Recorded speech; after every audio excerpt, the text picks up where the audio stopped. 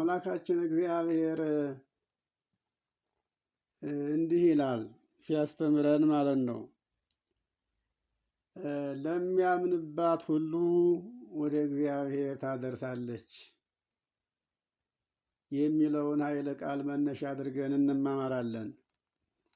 እንግዲህ ቃሉን እንደሰማችሁት ለሚያምንባት ሁሉ ወደ እግዚአብሔር ታቀርበዋለች ይላል። ይህንን ኃይለ ቃል እንዲህ ብሎ የተናገረው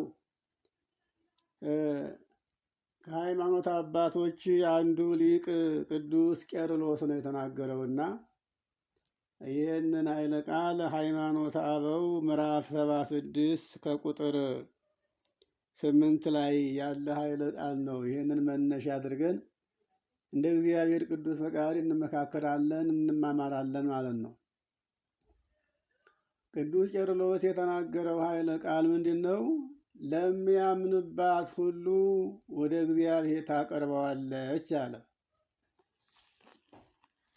ቄርሎስ እንዲህ ብሎ የተናገራት ምንድን ነች? ያው እንግዲህ ይህቺ ወደ እግዚአብሔር ልታቀርብ የምትችለው ቀጭን መንገድ ነች። ቀጭን መንገድ ነች።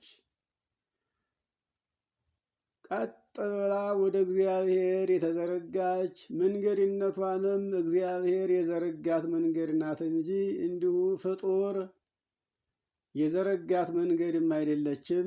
በፈጣሪ ታስባ የተዘጋጀች፣ ፈጣሪ ለፍጡራን ያዘጋጃት፣ ፍጡራን ወደ እግዚአብሔር መሄድ ይችሉ ዘንድ የፈጠራቸው ፍጥረቶቹ ወደ እሱ መቅረብ እንዲችሉ ለፍጥረቶቹ የዘረጋት መንገድ ነች እና ቅዱስ ቄርሎስ ምን አለ? ለሚያምኑባት ሁሉ በዚች መንገድ ላይ ለሚታመን ሰው ሁሉ ወደ እግዚአብሔር ታቀርበዋለች ይላል። እንግዲህ ይህንን መንገድ በእውነት እንዴት አድርገን ነው ወደ ልባችን የምናስገባው? በመንገዱ ላይ እንዴት ነው እምነት የሚኖረን የሚለውን ነገር ነው ማሰብ ያለብን። መንገዱ እውነተኛ መንገድ መሆኑን፣ ሰው ሰራሽ መንገድ ሳይሆን ራሱ እግዚአብሔር የዘረጋው መንገድ መሆኑን፣ መንገዱም ደግሞ ከመሬት ወደ ሰማይ የተዘረጋ ከሰማይ ወደ መሬት ከመሬት ወደ ሰማይ የተዘረጋ መንገድ መሆኑን፣ ይሄ መንገድ ደግሞ ላመኑበት ብቻ እንጂ ያላመኑበት ሰዎች በዚህ መንገድ ላይ መሄድ እንደማይቻላቸው ነው የተናገረው። የእግዚአብሔር መንገድ በዚህ ዓለም ሰዎች እንደሚያዘጋጁትና ድልድይ ዘርግተው ድልድይ ደልድለው እንደሚሰሩት መንገድ አይደለም። የእግዚአብሔር መንገድ ቀጥ ያለ ነው እና ይሄንን መንገድ ነው ቅዱስ ቄርሎስ እንዲህ ብሎ የተናገረውና አዎ የእግዚአብሔር መንገድ ካላመኑበት በዚያች ቀጭን መንገድ ላይ መረማመድ መሄድ አይቻልም። ጻድቃን ሳይሰነካከሉ ቀጥ ብለው በዚያች መንገድ ይሄዱባታል። ኃጥአን ግን እንቅፋት በሌለበት መንገድ ላይ፣ እሾህ በሌለበት መንገድ ላይ በዚያ መንገድ መሄድ አይቻላቸውም፣ ይሰነካከላሉ፣ ይወድቃሉ ይላል። ነቢዩ ሆሴዕ እንዲህ ይለዋል፣ ጻድቃን ይሐውርወን ወኃጥአን ይስእንወን። ይህ የእግዚአብሔር መንገድ ነው። በእግዚአብሔር መንገድ ላይ ጻድቃን እንደ እግዚአብሔር ሁነው ይጓዙበታል። ኃጥአን ግን ምንም እንቅፋትና መሰናክል ውጣ ውረድ በሌለበት አባጣ ጎርባጣ በሌለበት መንገድ ላይ ተሰነካክለው ይወድቃሉ ይላል ነቢዩ እና የሚያምንባትን ሁሉ ወደ እግዚአብሔር ታቀርበዋለች አለና ይህም መንገድ የምላችሁ አለ ወልድ ነው። ያለ ወልድ ወደ እግዚአብሔር አብ መቅረብ የሚቻለው የለም። እንግዲህ ወደ እግዚአብሔር ለመሄድ መንገዱ አንድ ነው። ዓለም ሰፊ ነው። በዓለም ላይ የተፈጠረ የሰው ልጅ ሁሉ በሁሉም ወልድ አለ።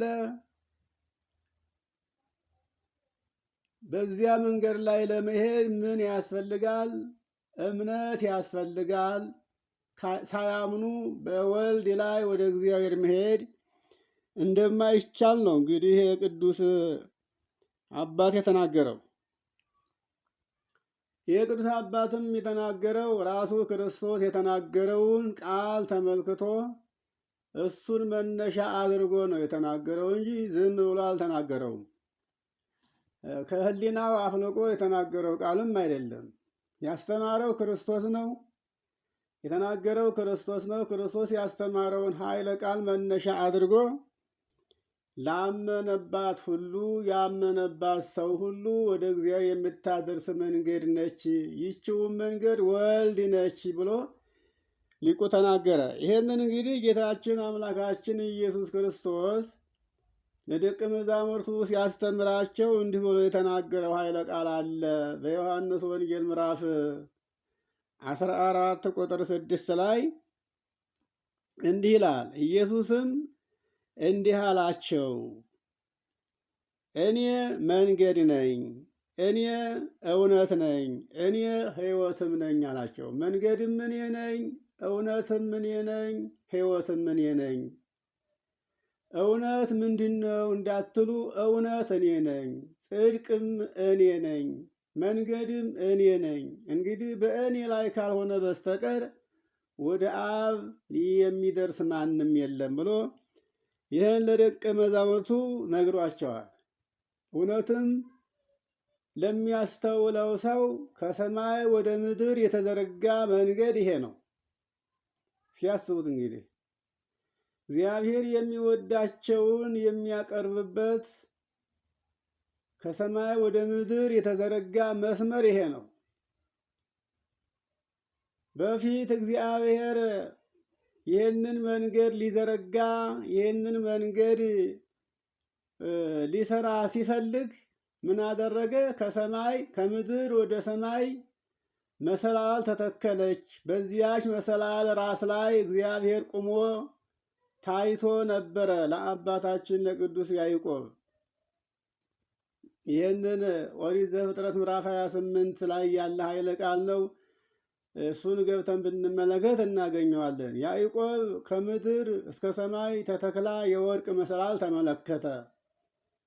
ያቺ መሰላል ክርስቶስ ወደዚህ ዓለም መጥቶ የሚያድርባት ዙፋኑን የሚዘረጋባት ከተማ ነበረች። መሰላል መስላ የታየችው ለያዕቆብ መሰላል ሁና ታየችው። ያቺ መሰላል ግን እግዚአብሔር ክንዱን ልኮ ክንዱን የሚያሳርፍባት ቃሉን የሚያሳድርባት የልዑል እግዚአብሔር ቃል ማደሪያ ልዩ ከተማ ነበረች። የድንግል ማርያም ማኅፀን ማለት ነው። ያቺ ከተማ ድንግል ማርያም ነበረች፣ ያቺ መሰላል እና እግዚአብሔር ይህን አስቀድሞ አሳይቶ ራሱ በፈጠራት ራሱ በሰራት ከተማ ቃሉን ላከ። ቃሉ በዛች ከተማ በማኅፀነ ማርያም አደረ፣ ተወለደ፣ ታየ።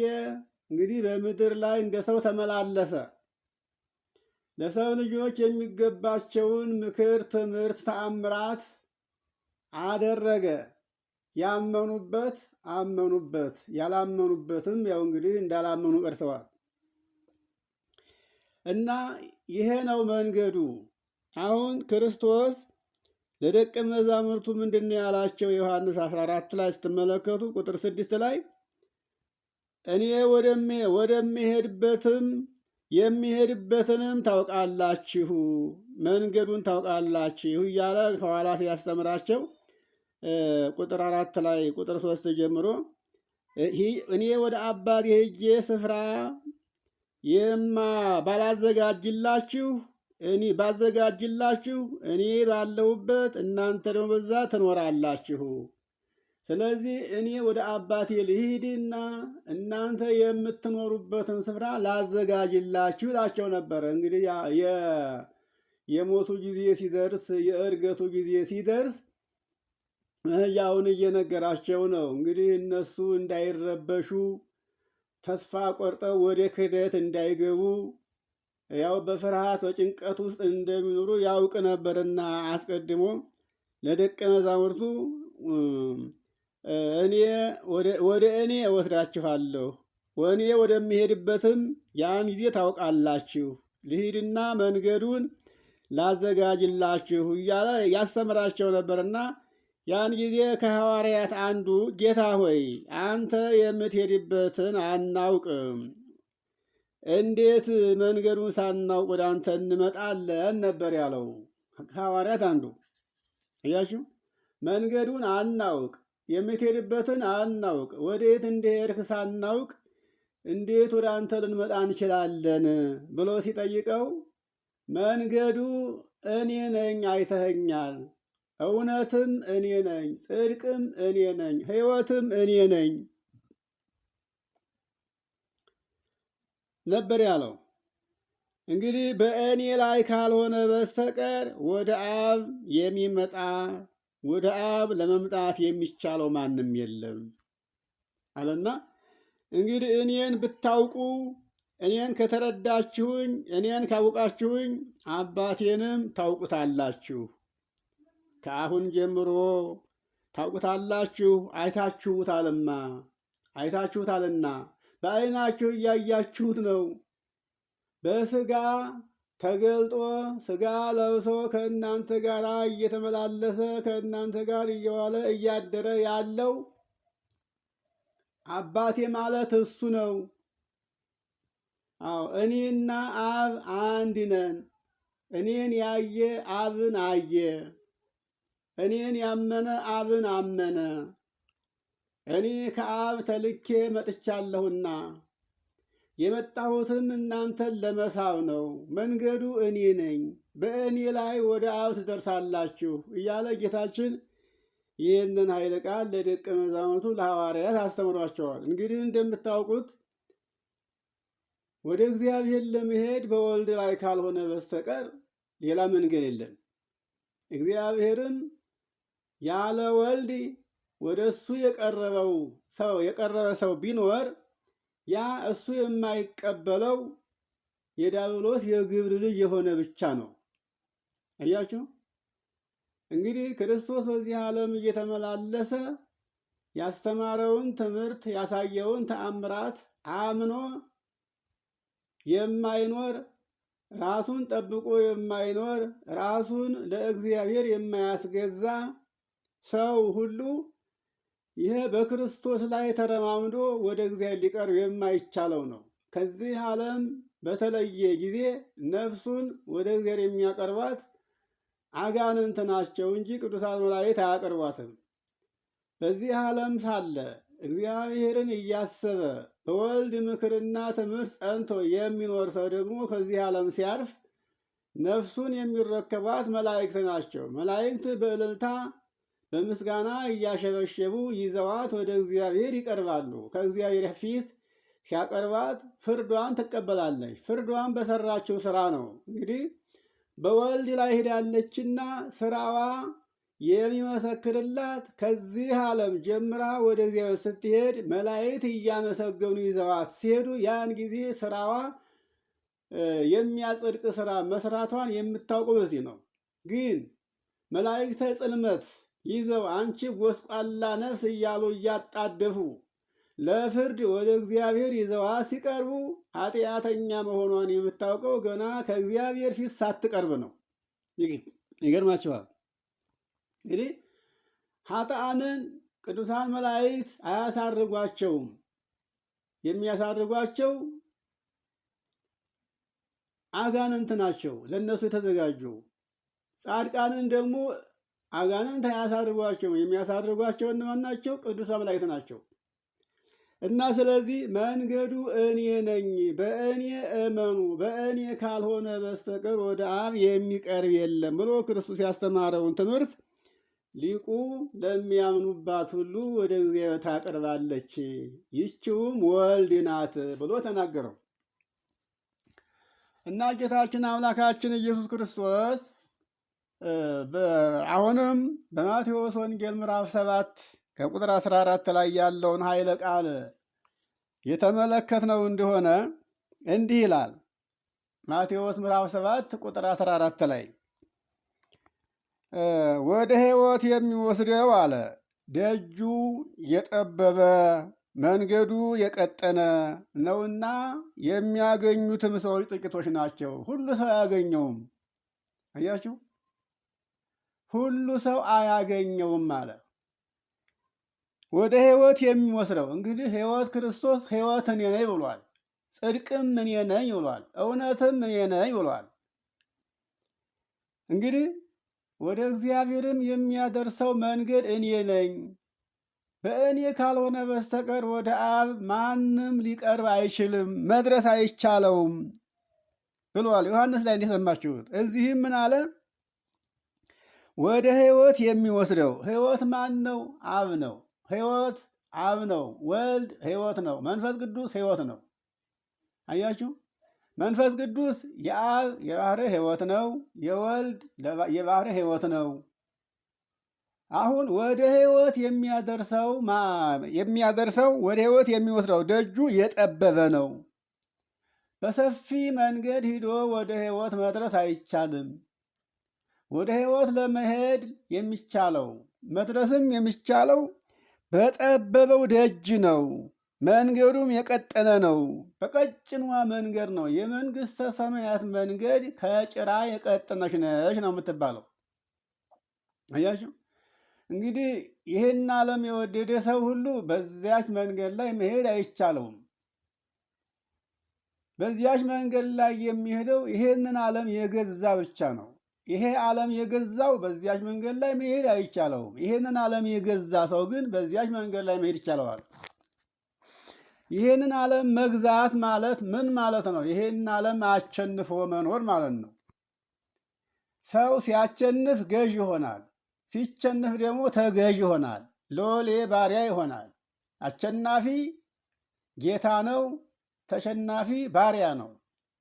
ሰው ይህ ዓለም ያሸነፈው እንደሆነ ባሪያ ሆኖ ለዓለም ተገዥ ይሆናል። አያችሁ፣ ይህንን ዓለም ያሸነፈ እንደሆነ ይህንን ዓለም እንደ ባሪያ ይገዛዋል ማለት ነው። እንደ ባሪያ ይገዛዋል ማለት በዚህ ዓለም ላይ ያለው ፈቃደ ሥጋ ሁሉ አያሸንፈውም፣ አይገዛውም ማለት ነው።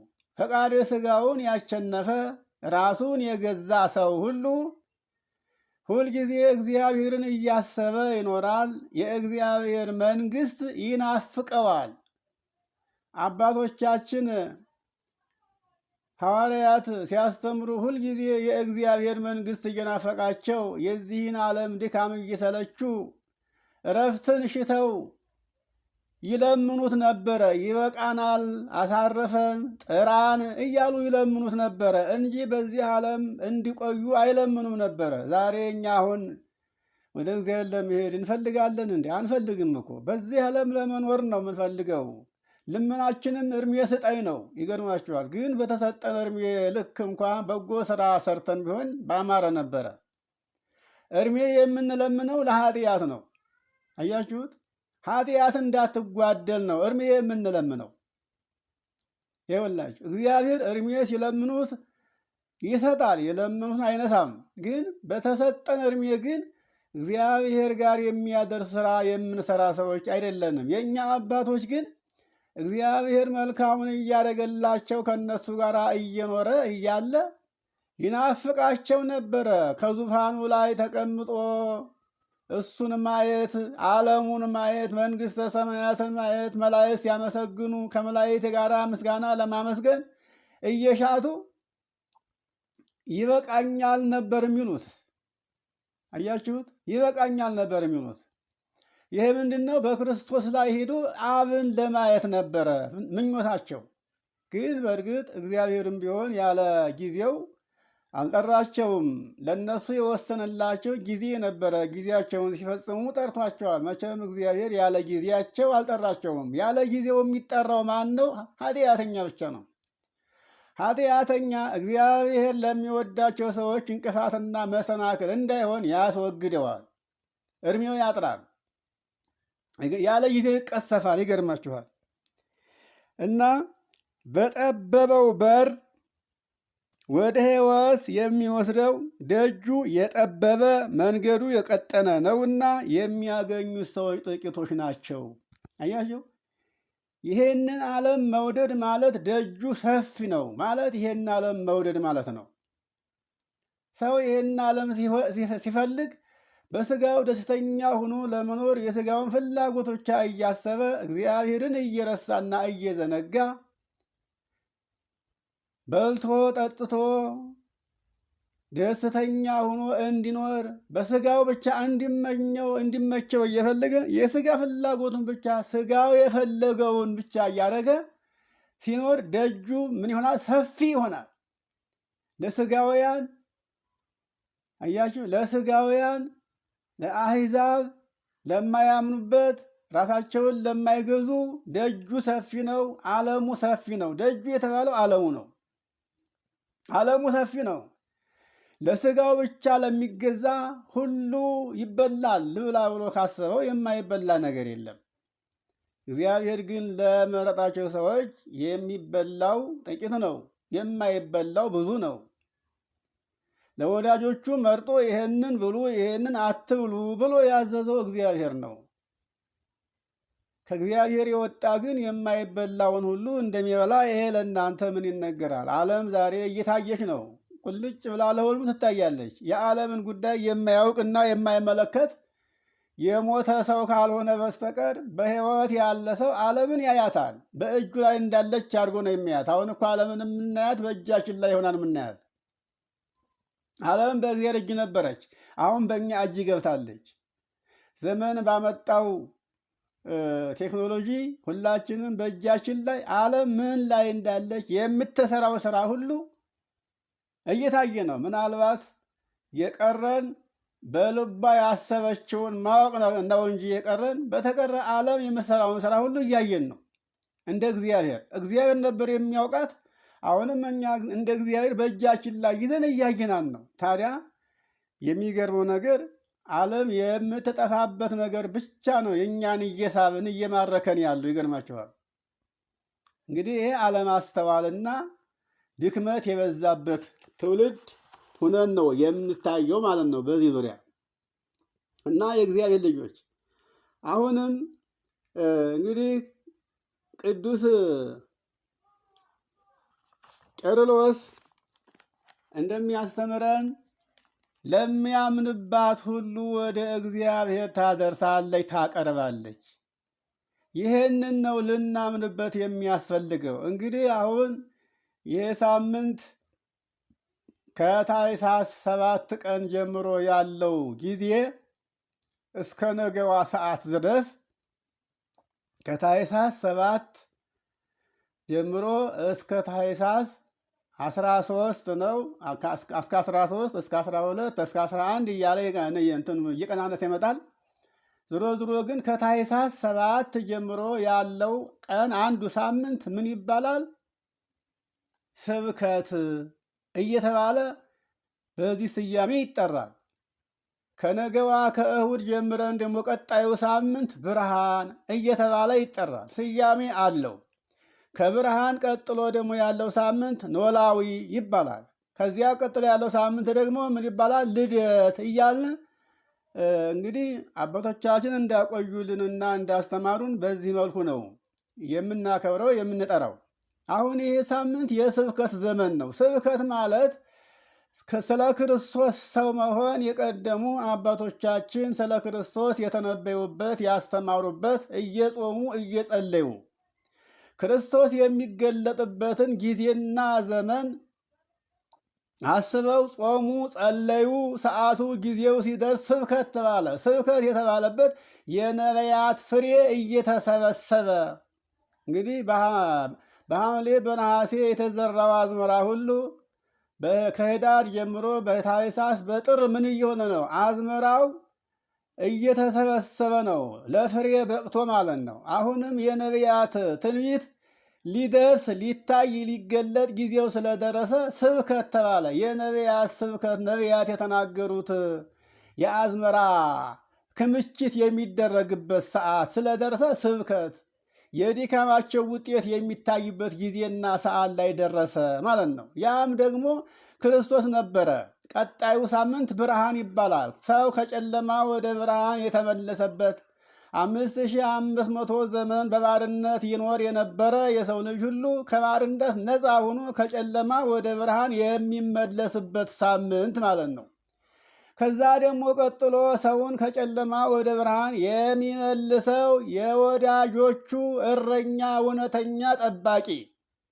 እንግዲህ የቀደሙት አባቶቻችን ነቢያትም ነገስታትም እረኞች ነበሩ። የሚችሉትን ያክል እረኝነታቸውን ተወጥተዋል። ነቢያት በትንቢታቸው፣ ነገስታቱ ደግሞ ህዝቡን በመጠበቅ ኖላውያን ነበሩ። ኖላውያን ነገስታቶቹ ናቸው። እንደነ ዳዊት፣ እንደነ ሰሎሞን፣ እንደነ ከኋላም መለስም እንደነ ሙሴ ያሉት እነዚህ ሁሉ እረኛ ነበሩ። የእስራኤል ጠባቂዎች እረኞች ነበሩ። እግዚአብሔርን እያሰቡ የህዝብ ችግር፣ የህዝብ ሐዘን እየተሰማቸው ለህዝባቸው ቀድመው ግንባራቸውን፣ ደረታቸውን ለጦር ለጠጠር እየሰጡ ሕይወታቸውን ለህዝባቸው የሚያሳልፉ እረኞች ነበሩ። እንደነ ሕዝቅያስ ያሉ እረኞች ነበሩ። መልካም ነገስታቶች አልፈዋል። በዚያ መካከል ደግሞ ለህዝብ የማይራሩ ልክ ከዲያብሎስ የበለጠ ክፋትና ጭካኔ የተሞሉ እግዚአብሔርን የማያውቁ ጣዖትን የሚያመልኩ እስራኤልን ወደ ጣዖት የሚስቡ የዲያብሎስ መሳሪያዎችም ነበሩ። እንግዲህ ያ ዘመን አላከተመም። እስከ ዓለም ፍጻሜ ድረስ ክፉ ተነስቶ በጎው ሲመጣ፣ በጎው ተነስቶ ክፉ ሲመጣ እንዲህ እያለ ይቀጥላል። ይህም የሚሆንበት የህዝብ ሁኔታ ነው። ህዝብ ሲከፋና ሲያምፅ፣ ለእግዚአብሔር የማይታዘዝና ለእግዚአብሔር የማይገዛ ልቡ ከእግዚአብሔር የራቀ ሲሆን እግዚአብሔርም በክፋቱ ልክ ክፉ ያስነሳበታል። በዚያ ክፉ መከራውን ሲያይ ይኖራል። ህዝብ ደግሞ ወደ እግዚአብሔር ሲመለስ፣ ህዝብና እግዚአብሔር ሲስማሙ አንድ ሲሆኑ፣ እግዚአብሔርም ደግሞ ለደጋጉ ህዝቦች ሲል ደግ ነገር ያስነሳል። ይህ ከቀድሞ ዘመን ጀምሮ ያለ ጊዜ ነው እና አሁን እንግዲህ ጌታችን አምላካችን ኢየሱስ ክርስቶስ ነቢያት የተናገሩለት የሰበኩለት ሰው ሆኖ ሊገለጥ ልናየው ከሱ ጋር ልንመላለስ እኛም ከጨለማ ወደ ብርሃን ከሞት ወደ ሕይወት ልንሻገር ጌታችን አምላካችን ኢየሱስ ክርስቶስ በሥጋ ማርያም ቆይቶ ሊገለጥበት የደረሰው ጊዜ ይህንን አስመልክተው የተናገሩትን እኛም ይህንን ምንም ክርስቶስን ሰው ሆኖ ተገልጦ አብረን በልተን ጠጥተን መስቀል ላይ ተሰቅሎ ሙቶ ተነስቶ ቢያርግም ያንን ትውፊት ያንን ታሪክ ለትውልድ እየነገርን እያስተማርን ይቀጥላል ማለት ነው። ለዚህ ነው እና ቅዱሱ የተናገረው ይሄ የህይወት መንገድ፣ ይሄ የቀጠነው መንገድ፣ ወደ እግዚአብሔር የሚያቀርበን መንገድ ክርስቶስ በዓይናችን ያየነው በእጃችን የዳሰስነው ነው። አያችሁ፣ በዓይናችን አይተን በእጃችን ዳሰን በጆሮአችን ሰምተን ቅዱስ ሥጋውን ክቡር ደሙን ተቀብለን በስሙ የተጠራን ምእመናን ሁለተኛ ተመልሰን ወደ ኋላ ሳይሆን ቀጥ ብለን ወደፊት መራመድ እንድንችል በክርስቶስ ላይ ጸንተን መኖር ያስፈልጋል ነው። አያችሁ፣ ክርስቶስን በአፍ በከንፈር ማመናችን ማመስገናችን የትም አያደርሰንም። እንኳን ወደ እግዚአብሔር ከስራ ቦታ ተነስተን ወደ ቤታችን እንኳን ለመግባት አይረዳንም። እግዚአብሔር ቸርና መሐሪ ስለሆነ ብቻ ውለን እንገባለን እንጂ ከአንገት በላይ የሆነ የከንፈር ንግግር ወይም የከንፈር ቃላት አመልክሃለሁ፣ አምላኬ ነህ፣ ፈጣሪዬ ነህ፣ አመሰግንሃለሁ፣ እቀድስሃለሁ፣ ይሄ ሁሉ ከአንገት በታች ካልሆነ በስተቀር ከአንገት በላይ የሆነ ነገር እንኳን በዚያች ቀጭን መንገድ ሂደን እግዚአብሔርን ለማየት አይደለም ከዋልንበትም ወደ ቤታችን ለመመለስ ምንም አይጠቅመንም፣ አይረዳንም። ስለዚህ እግዚአብሔር እንዲረዳን ከሆነ የምንፈልገው ሁላችንም ከእግዚአብሔር እርዳታን ነው የምንፈልገውና ጥበቃውን ነውና የምንፈልገው፣ ቸርነቱን ነውና የምንፈልገው፣ ይቅርታውን ነውና የምንፈልገው። ይቅርታውን ለማግኘት፣ ቸርነቱን ለማግኘት፣ ሰላሙን ለማግኘት ሰው እድሜ የለመነ እድሜ፣ ሀብት የለመነ ሀብት፣ ጤና የለመነ ጤና፣ ትዳርም የለመነ ትዳር ለማግኘት የሚችለው በልቡ እግዚአብሔርን ሲያምን ነው።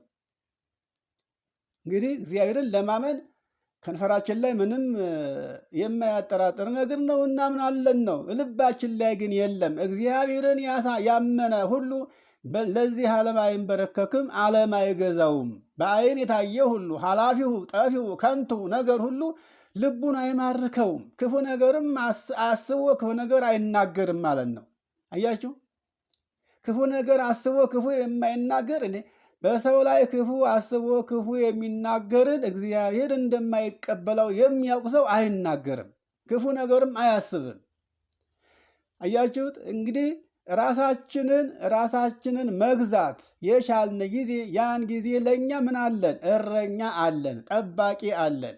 ይኸውላችሁ እረኛችን ክርስቶስ ነው። ስለ እረኛ ስለ ኖላዊ የሚቀጥለው ሁለተኛው ሳምንት ላይ የምናገኘው ይሆናል እና ጠባቂያችን ራሱ ክርስቶስ ነው። ክርስቶስ ይጠብቀን። ምን እያስተማረን ነው የሚጠብቀን? እንግዲህ ፍቅርን እያስተማረ፣ ትሕትናን እያስተማረ፣ የዋህነትን እያስተማረ፣ ቂምና በቀል ከውስጣችን እንዲወጣ፣ ተንኮል፣ ክፋት ከኛ እንዲርቁ፣ ቅድስናን ንጽህናን ተሞልተን መኖር እንድንችል ከሱ እንድንማር ነው። ከሱ የምንማራቸው ብዙ ነገሮች አሉ። እስካሁን እንኳን ምንም የያዝነው ነገር ያነሳነው ነገር አይኖርም። በእርግጥ ክርስቶስ ከሱ እንድንማር በማቴዎስ ወንጌል ምዕራፍ 11 ላይ አስተምሮናል። ከኔ ተማሩ ብሎ ያስተማረን ትምህርት አለ። ያው የሚያስተውለው ሰው የለም እንጂ ቁጥር 28 ላይ ጀምረን ብንመለከት እናንተ ደካሞች ሸክማችሁ የከበደ ወደ እኔ ኑ እኔ ያሳርፋችኋለሁ፣ ቀንበሬን ተሸከሙ። ይችም ቀንበር ወንጌል ነበረች። ወንጌልን ስሙ። አዎ ኃጢአት አትስሩ ስትባሉ ኃጢአትን አትስሩ።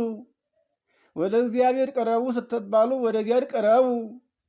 ባልንጀራህን እንደ ራስህ አድርገህ ውደድ ስትባል ወንድምህን ውደድ። ወንድምህን እየጠላህ እግዚአብሔርን ወደዋለሁ የምትል አንተ ሐሰተኛ ነህ እያለ ተጽፏል። ይገርማችኋል።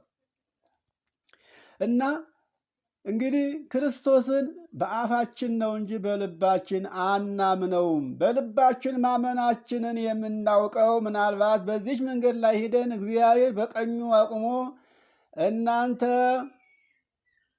የተመሰገናችሁና የተባረካችሁ ወዳጆቼ ዓለም ከተፈጠረ ጊዜ ጀምሮ ለእናንተ የተዘጋጀውን መንግሥት ውረሱ የተባልን ጊዜ ያን ጊዜ ነው መልካም ስራችን የምናውቀው እንጂ እግዚአብሔር ፍርዱን እስከሚፈርድበት ጊዜ ድረስ ምን እንደምንሰራ ልናውቀው አንችልም። ይኸውላችሁ እንደው በከመ ምሕረትከ ብለን ከመለመን በስተቀር እኔ ጽድቅ ሰርቻለሁ ብለን በሰራነው ጽድቃችን በፍጹም የማንኮራ ሰዎች ነን። አያችሁት? ምናልባት ይሄን ማለት ለእግዚአብሔር መልካም ስራ የሰራን እየመሰለን አብዛኛው ኃጢአት ስለሆነ የምንሰራው ስራ ማለት ነው። ይሄንን ክርስቶስ ተናግሮታል አስቀድሞ። ለእግዚአብሔር በጎ ስራ የሰሩ እየመሰላቸው ክፉ ስራ የሚሰሩ ብዙዎች እንዳሉ ተናግሮታል። እንግዲህ አላዋቂ ሰው አሁን ዓለምን ታዩታላችሁ። ክርስቶስን ያመሰገኑ እግዚአብሔርን ያመለኩ እየመሰላቸው እግዚአብሔር ያከበራቸውን ሁሉ ምን እንደሚሏቸው ምን አይነት ስያሜ እንደሚሰጧቸው ታውቃላችሁ። ሰማዕታቱን ጣዖት ይሏቸዋል። አያችሁ፣ ሰማዕታቱን እግዚአብሔር እኮ ቀድሷቸዋል፣ አክብሯቸዋል። ዓለምን ዙረው ስለመሰከሩለት መርጧቸዋል። እነዚያን ጣዖት ይላሉ። የባሰ እናቱን ድንግል ማርያምን ሁሉ የሚያጣጥሏት ክርስቶስንም አምላክነቱን የካዱት የሚጠራጠሩት ብዙዎች ናቸው። አያችሁ። ታዲያ እነዚህ ምን እያደረጉ ነው ካላችሁ እግዚአብሔርን ያገለገሉ ለእግዚአብሔር የቆሙ እየመሰላቸው ኃጢአት የሚሰሩ ብዙዎች ናቸው ብሎ የተናገረው ክርስቶስ ስለሆነ እንግዲህ ዛሬ ከነዚህ ውስጥ እኛ ሆነን እንዳንገኝ ያስፈልጋል። አያችሁ፣ ልናስተውል ያስፈልጋል። አስተውለን መራመድ፣ አስተውለን መኖር ያስፈልጋል። እንድናስተውል አስተዋይ አእምሮ ተሰጥቶናል። ሰው ማስተዋሉን የዘነጋለት እውነተኛይቱን አእምሮ እግዚአብሔር ይነሳዋል። ያን ጊዜ ጨርሶ ውስጡ ይቆረፍዳል። አያችሁ፣ ይቆረፍዳል። ማሰብ ይቀራል፣ ማስተዋል ይቀራል። እንድናስብና እንድናስተውል እግዚአብሔር የሰጠን ንጹሕ አእምሮ አለ። ያንን ንጹሕ አእምሮ ነስቶ የደፈረሰውን አእምሮ የሰጠለት ያ መቼም ቢሆን የማይጠራ ሰው ሆኖ ይገኛል። ዛሬ ሁሉ ሰው ያሳዝናል። አያችሁት? ሁሉ ሰው ያሳዝናል። ሳንማርም የተማርን እየመሰለን የማይገባ ነገር ሁሉ እየገባን የምናገራቸው ቃላቶች ሁሉ እንኳን ለእግዚአብሔር ለሰው የሚያሳፍሩ ቃላቶች ይወጡናል። ይገርማቸዋል። አያችሁ ወገኖች፣ በእውነት እግዚአብሔርን እንኳንስ ሥጋ የለበሰ በልቶ ጠጥቶ ለሥጋው የሚያደላ ያለ ምግብ ያለ መጠጥ መኖር የማይቻለው ሰው ይቅርና ከምግብ የራቁ ምግብ እና ውሃ የማይስማማቸው ረቂቃን መላእክት፣ ነፍስና ሥጋ የሌላቸው አጥንትና ሥጋ የሌላቸው መላእክት እንኳ እግዚአብሔርን እንመርምርህ ብለው አስበውትም አያውቁም። የሚያመሰግኑት ሳያዩት ነው። እግዚአብሔር በኪሩቤል ላይ አድሮ እንደሚኖር የሚያስተምረን መጽሐፍ ቅዱስ ነው። በኪሩቤል ላይ አድሮ የሚኖር እግዚአብሔርን ኪሩቤል እንኳን አያውቁትም። አያችሁት? ይኸውላችሁ ዋዩ እያቃጠላቸው በክንፋቸው አካላቸውን ሸፍነው ነው የሚያገለግሉት። እጃቸውን፣ እግራቸውን፣ ፊታቸው ይላል። በእርግጥ ይሄ እንደኛ አላቸው፣ አካል አላቸው። ግን እንደኛ ያለ አካል የሚዳሰስ አካል አይደለም ያላቸው። ያ የማይዳሰስ አካላቸው የእግዚአብሔርን እሳትነት መቋቋም ተስኖት በክንፋቸው ፊታቸውን ሸፍነው ነው ይላል። ስለዚህ እነዚህ እንኳ ያልመረመሩትን እንወቅህ ብለው ያላሰቡትን ሰው ዛሬ እግዚአብሔርን እስከ ጥጉ ድረስ ሊመረምረው እንዴት ያለ ድካም እንደሚደክም አስቡትማ። ይህ ታዲያ እውቀት ይመስላችኋል? ስንፍና ነው። እውቀትም አይደለም፣ ጥበብም አይደለም፣ ፈጽሞ ድንቁርና ነው። ወገኖች ከዚህ እንውጣ።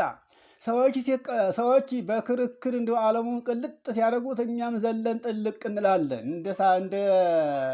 እንደ ሳተራት የሳተራት የምትባል ማታ ማታ መብራት ስታይ ቡር ቡር ምትላለች። እንግዲህ ሄዳ እሳት ነው የምትገባው። አስፈላጊም አይደለም። እግዚአብሔር እንዳለ መኖሩን በልብ በማወቅ ይልቁንም አይተነዋል። ይኸውላችሁ በሥጋ ተገለጠ።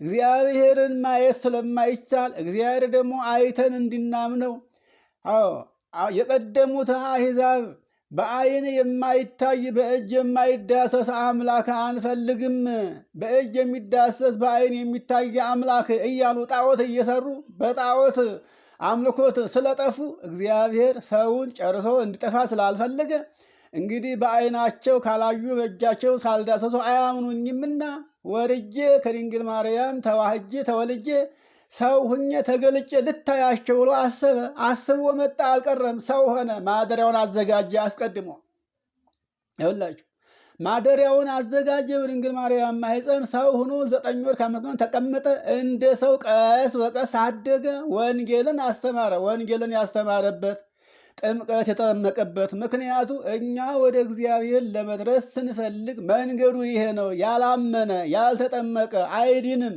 እንደማይድን ስለሚያውቅ እንዲህ ተጠመቁ አለ። አያችሁ፣ በዮርዳኖስ የባርነት ደብዳቤ ነበረን። ያን ደብዳቤ ለማስጠም ለማቅለጥ ዮርዳኖስ ገባ። እንደ ሰውነቱ ረግጦ አጠፋው። ለእኛም ደግሞ በዛው እንዲህ ተጠምቃችሁ ልጅነትን አግኙ ሲል ጥምቀትን አሳየን።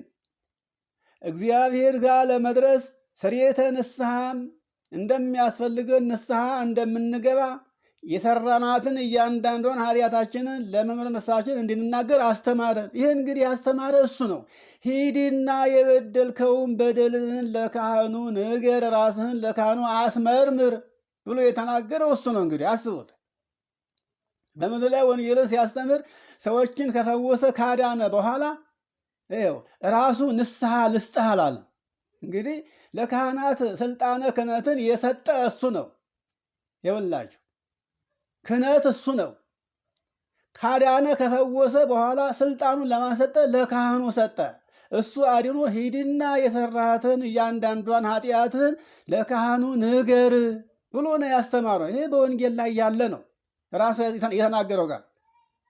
ይህንን አምነን ራሳችንን ቀድሰን ከኃጢአት ለይተን በክርስቶስ ላይ አምነን መኖር እንድንችል ነው። ይሄ የሆነ እንደሆነ ወደ እግዚአብሔር ልንቀርብ ያስፈልገናል፣ እንችላለን ማለት ነው። ክርስቶስ እንግዲህ ወደ ሕይወት የሚወስደው በደጁ የጠበበ ነው። ወደ ሕይወት የሚወስደው ደጁ የጠበበ ነው። ይቺ ደጅ የተባለችው ይሄንን ዓለም ንቆ ከዚህ ዓለም ርቆ የሥጋ ፍላጎቱን ትቶ ሥጋውን ገዝቶ ዓይኑ ያየውን ሁሉ ዓይኑ ላየው ነገር ሳይንበረከክ ልቡ ላሰበው ነገር ሁሉ ሳይቋምጥ ያየውን ሁሉ ለእኔ ላድርግ ሳይል እግዚአብሔር ለእኔ ያዘጋጀው ነገር ካለ የማይሆንበት ነገር የለም። እኔ ግን በራሴ የምሰራቸው ስራዎች ሁሉ ከእግዚአብሔር ሊያደቁኝ ይችላሉ ብሎ ራሱን የሚቆጣጠር ሰው ማለት ደጁ የጠበበው ይሄ ነው። እንግዲህ ደጁ የጠበበው የተባለው ራሱን ለሚገዛ የሥጋ ፍላጎቱ ለማይገዛው ነው። መንገዱ የቀጠነ የተባለው ወደ እግዚአብሔር ለመሄድ ግን ምን ያስፈልጋል? በቀጭኗ መንገድ ላይ መጓዝ ያስፈልጋል። ልባችን ያሰበው ነገር ሁሉ፣ ዓይናችን ያየው ነገር ሁሉ፣ በጆሮአችን የሰማው ነገር ሁሉ ይገባናል ላግኘው ላድርገው ሳንል እኛ ለቁመተ ሥጋ ያህል እግዚአብሔር የዓመት ልብስ የዕለት ጉርስ ከሰጠን አባቶቻችን ይሄንን ሳይፈልጉ ነው የኖሩት። የዓመት ልብስ የዕለት ጉርስ ይኖረኝ ሳይሉ የዓመት ልብስና የዕለት ጉርስ እኮ ለማግኘት እኮ የራስ የሆነ መሬት ያስፈልጋል። የእኛ አባቶች ግን የራሳቸው የሆነ አርሰው ቆፍረው ምርት አምርተው ጎተራ የሚከቱ አልነበሩም። አዝመራቸው ማን ነበረ? ራሱ ክርስቶስ ነበረ። መንግሥተ ሰማያት ነበረ። ስለ መንግሥተ ሰማያት ይህ ዓለም ሳያስፈልጋቸው ደከሙ፣ ታከቱ። እርሻውም፣ ቁፋሮውም፣ ንግዱም ወንጌልን ማስተማር ነበረ። ይኸውላችሁ ዛሬ እኛ ወንጌልን አስቀምጠን ንግዳችን፣ እርሻችን ወንጌል ሳይሆን በዚህ ዓለም ላይ ያለው ጥቅማ ጥቅም ነው። አያችሁ፣ ለዚህ ነው እግዚአብሔር ዝም ያለን። እግዚአብሔር የልባችን ሐሳብ ያውቃል። ይገርማችኋል። አስቀድመን የምናስባትን ሁሉ አስቀድሞ ያውቃል እግዚአብሔር። ይሄንን ይገርማችኋል። በማቴዎስ ወንጌል ምዕራፍ 2 ከቁጥር የማቴዎስ ወንጌል ምዕራፍ 2 የማቴዎስ ወንጌል ምዕራፍ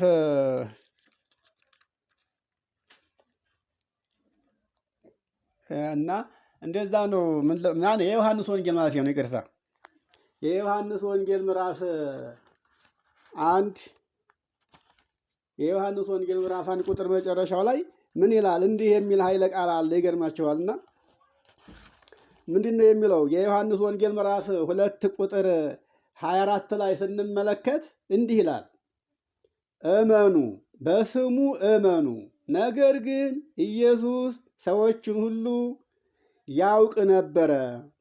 ስለዚህም ስለ ሰው ማንም ሰው ሊመሰክርለትና ሊነግረው አያስፈልገውም ነበር። ስለዚህ አይተማመናቸውም። ራሱ ማንም ሰው ሳይነግረው የልቦናቸውን ሐሳብ ያውቅ ነበርና ይላል።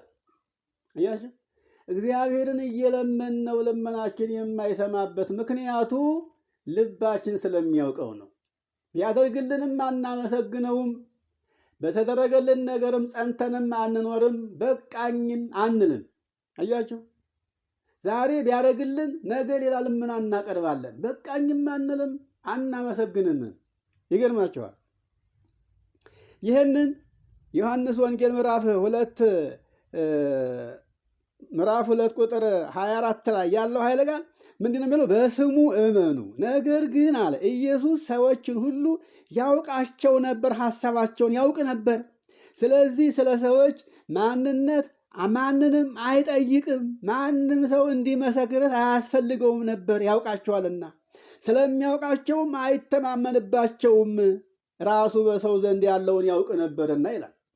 ይኸውላችሁ እግዚአብሔርን በቃላት መሸወድ አይቻልም። ይሄንንም ያለበት እንዲህም ብሎ የተናገረበት ወንጌላዊ ቅዱስ ዮሐንስ ይህን እንዲህ ብሎ የጻፈበት ምክንያቱ እዚሁ የዮሐንስ ወንጌል ምዕራፍ 1 ከቁጥር 49 ላይ ያለው ኃይለ ቃል ስንመለከት ናትናኤልን ፊልጶስ ሐዋርያው ፊልጶስ ጌታችን ኢየሱስ ክርስቶስ ወደ ገሊላ ሲመጣ ፊልጶስን አገኘውና ተከተለኝ አለው። ፊልጶስም ተከተለው።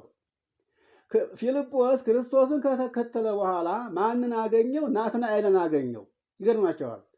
ናትናኤልን ሙሴም ነቢያትም ሁሉ ስለሱ የጻፉለትን ትንቢት የተናገሩለትን የዮሴፍን ልጅ የናዝሬቱን ሰው ኢየሱስን እኮ አገኘነው አለው ለናትናኤል። ናትናኤልን እንዴ ከናዝሬት ደግ ሰው ሊወጣ ይችላልን አለው። አይ እንግዲህ አይቶ ማመን ነውና መጥተህ አለው። ያን ጊዜ ናትናኤል ከፊልጶስ ጋር ወደ ክርስቶስ መጣ። ወደ ክርስቶስ ሲመጣ ክርስቶስ አስቀድሞ እንዲህ አለ። ይገርማቸዋል። ዘአልቦ ጽልሁት ውስተ ልቡ፣ እነሆ በልቡናው ክፋት፣ ተንኮል፣ ቂም፣ በቀል፣ ጥርጥር የሌለበት እውነተኛ እስራኤላዊ ይሄውና፣ እውነተኛ እስራኤላዊ፣ እውነተኛ የእስራኤል ሰው በልቡ ክፋት፣ ተንኮል፣ ቂም፣ በቀል የሌለበት ፍጹም እውነተኛ ሰው እስራኤላዊ ይሄ ነው አለ። ናትናኤል ገረመውና የት ታውቀኛለህ አለው። ይገርማቸዋል። የት ታውቀኛለህ? ፊልጶስ ሳይጠራህ አስቀድሜ ከዕፀ በለስ ስር ሳለህ አውቀሃለሁኝ አለው። ያቺ ዕፀ በለስ ሰፊ ትርጉም አላት።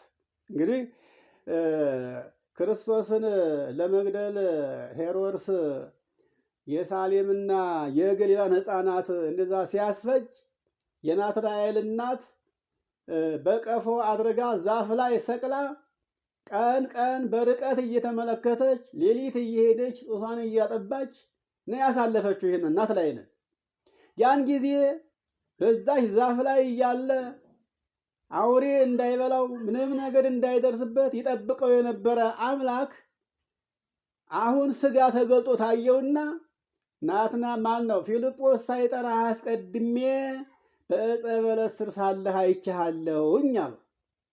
ናትናኤል ይህችን ታሪክ ያውቅ ነበርና አንተ በእውነት የእግዚአብሔር ልጅ ነህ፣ አንተ በእውነት የእስራኤል ንጉሥ ነህ አለና አመነው። አያችሁ፣ አመነው።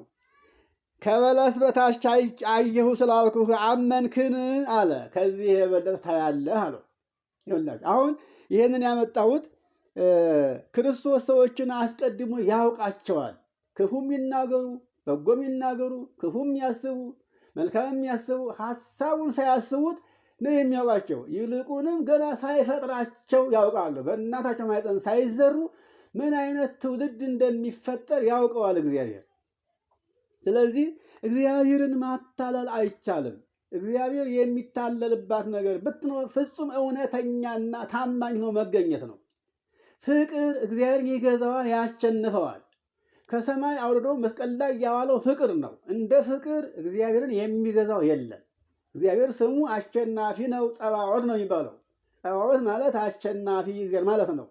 ስለዚህ እግዚአብሔርን የሚያሸንፈው ፍቅር፣ ትሕትና፣ የዋህነት እነዚህ ይገዙታል። እንደፈለግን ማሽከርከር የምንችለው ውስጣችን ንጹሕ ከሆነ ይህን ዓለም ሳንወድ ለስጋችን ሳንገዛ ወንድማችን ሳናሳድድ ለጥቅም ለስልጣን ለገንዘብ ሳንገዛ በጠበበችው መንገድ መሄድ የቻልንለት እግዚአብሔርን እንደፈለግን ማዘዝ እንችላለን። ይገርማችኋል ወገኖች። ስለዚህ ነው እንግዲህ ለሚያምኑባት ወደዚያ ታደርሳለች የተባለችው መንገድ ይህች ናት። በዚች መንገድ ላይ ታዲያ አሁን አለን ወይ? በዚች መንገድ ላይ ጸንቶ ያለው ማን ነው ቢባል ኧረ እንጃ፣ ፈጽሞ አይታመንም። እንደው ራሱ እንኳን ምእመኑ ይቅርና ይህንን ቃል አመስጥሮ ተርጉሞ የሚናገረው ራሱ በዚች መንገድ ላይ ጸንቶ ይኖራል ብሎ ማሰብ አይታሰብም። ዛሬ እግዚአብሔርን እያሳዘነ ያለው ማን ነው? ልሂቃኑ ነው እኮ፣ የተማረው ነው እኮ። ታዲያ ያልተማረውማ ምን ያውቃል? ቢያጠፋም አይፈረድበትም። አያችሁ፣ አልተማረማ አያውቅማ። ያልተማረ ሰው የማያውቅ ቢያጠፋ ምን ይፈረድበታል? አለማወቅ አላዋቂነት። አሁን እግዚአብሔርን አንገቱን ያስደፋውና ያሳፈረው ማን ነው? ልሂቃኑ ነው። እግዚአብሔር ምስጢሩን ገልጦለት አይምሮን አስፍቶለት ካስተማረው በኋላ ከተማረ በኋላ ያን ትምህርት ያን እውቀት ያን ጥበብ እንኳ እግዚአብሔር እንደገለጠለት አያስብም። የባህሪ ገንዘብ አድርጎ ነው የሚያስበው። ይገርማል። ለዚህ ነው ሰዎች ተምረው በትምህርታቸው እንዳይገለገሉና እንዳይጠቀሙ አይምሯቸውን ከንቱ አድርጎ ሰው ከተማረ በኋላ በባርነት እንዲኖር የሚያደርገው ጊዜ ለዚህ ነው። አያችሁ። እና የእግዚአብሔር ልጆች እንግዲህ የትምህርታችን መነሻ እንደሰማችሁት